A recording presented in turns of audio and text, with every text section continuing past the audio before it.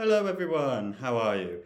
I hope you're well. I hope you've enjoyed your first 2 and a bit days back at school. I've had a really good 2 days. I spent an afternoon with some year fours and I spent a day teaching herons, and that was delightful. So thank you, herons, very much.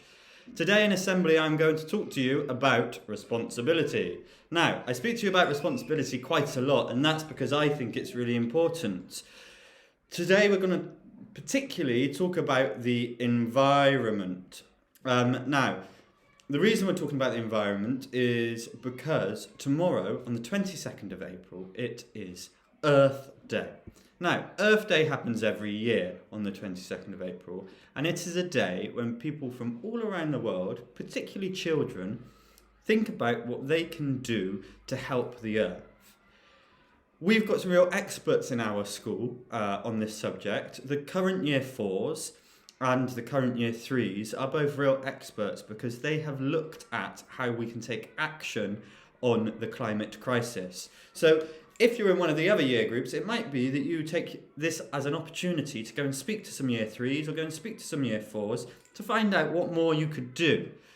What I thought I would do today is I'd read you a lovely book which is called What Did the Tree See?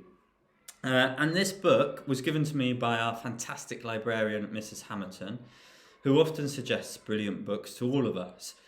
And this book is written in the form of a poem, and it looks at the life of an oak tree. I think the book's amazing, and I think the book really shows how important trees are.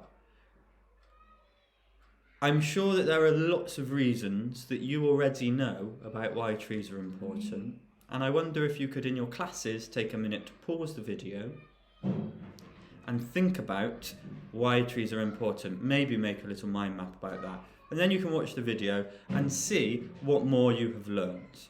Okay, let's get on with the book. So, let me make myself a bit smaller, stick myself back in the corner. There we go.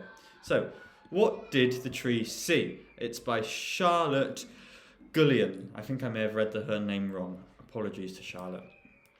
There are the end papers, aren't they beautiful?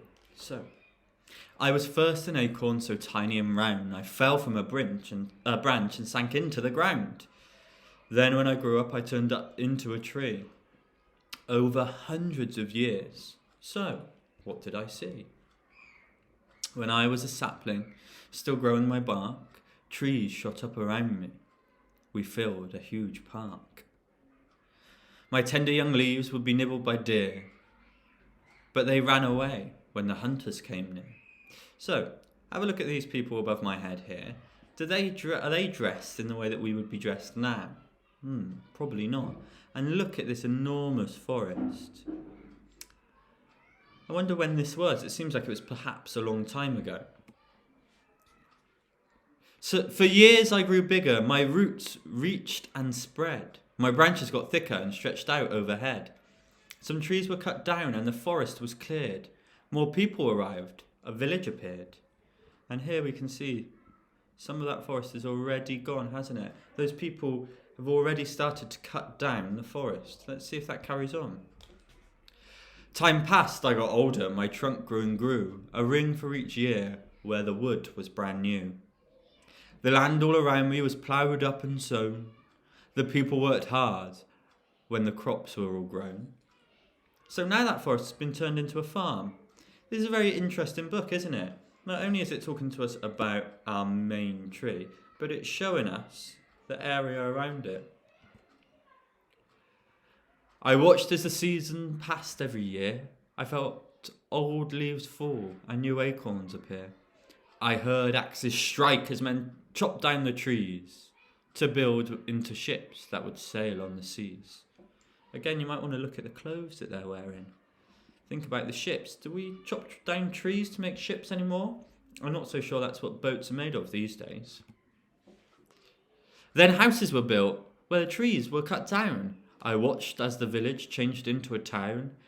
Huge hulking factories rose into view and ate up the land as the town grew and grew. So now you can just see this tree. You can see a few trees dotted around, but they are definitely getting less and less, aren't there? The next thing I knew, There were tracks on the ground, strange clouds in the air, and a whistling sound.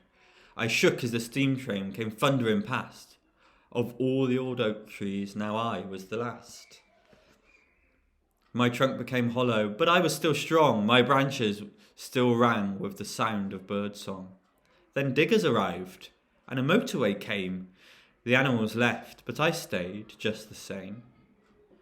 This is starting to look more familiar to me now. This looks like the sort of clothes that people wear now. This is the sort of train that you might get on now. And these are the buildings that we might see in our town.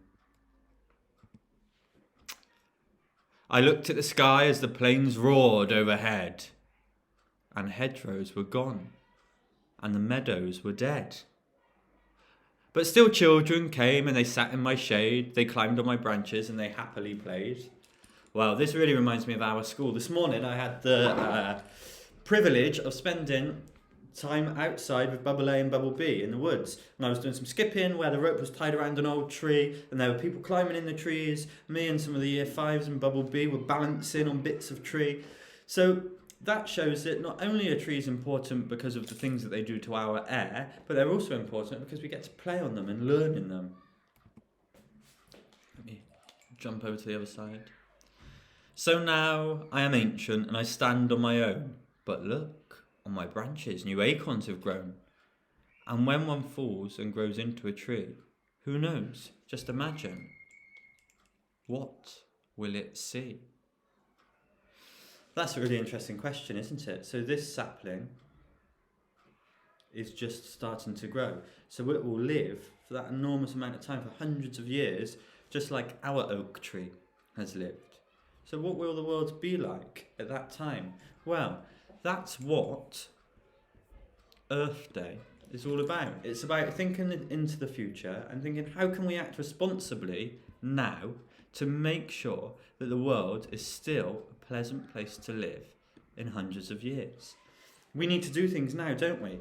And this book, not only is it so brilliant because it tells us a story, but the final few pages give us some ideas. On this page, it talks about the life cycle of an oak tree, and it says that the final stage can be up to 1,000 years after the seedling stage. So when you see a small tree growing, that tree could live for 1,000 years. And then I'm going to read you the final page of the book, which says, "Be a friend to the trees." And I'm going to get my copy of the book out, so I'm going to not be looking at the screen for now. It says, "Be a friend to the trees. How much attention do you pay to the trees that you pass every day? The more we notice trees and the rest of nature around us, the more we will realise how important they are. And the more amazing discoveries we will make.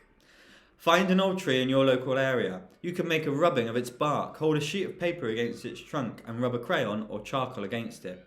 You will be left with a pattern of the bark on the paper. Draw a picture of its leaves. You could look in a book or the internet to identify the tree if you're not sure what it is. Can you see any birds or animals living among the roots or branches? What bugs can you spot? Go back to the tree at another time of year. What do you notice is different? Take photos to record the changes." And then it suggests 2 things, and I want us to do these. It says, find out if there is a project to plant more trees where you live. Get involved and watch new trees grow through the change in seasons. Well, I think we could be planting some trees in school, couldn't we? And then it says something that I'm going to ask you to do today or tomorrow. It says you could find out more about how important tree planting is by looking at the National Forest's website. And I'm going to send a link to that website with this video so that you can all have a look at that website this afternoon or tomorrow morning. Okay, I will talk to you again tomorrow about Earth Day, and I will talk to you about how we can be more responsible each and every day to ensure that the trees that are going to be living for the next 1,000 years get to see some beautiful things happen. I hope you have a lovely rest of the day, and I will hopefully see you around on the playground. Bye-bye.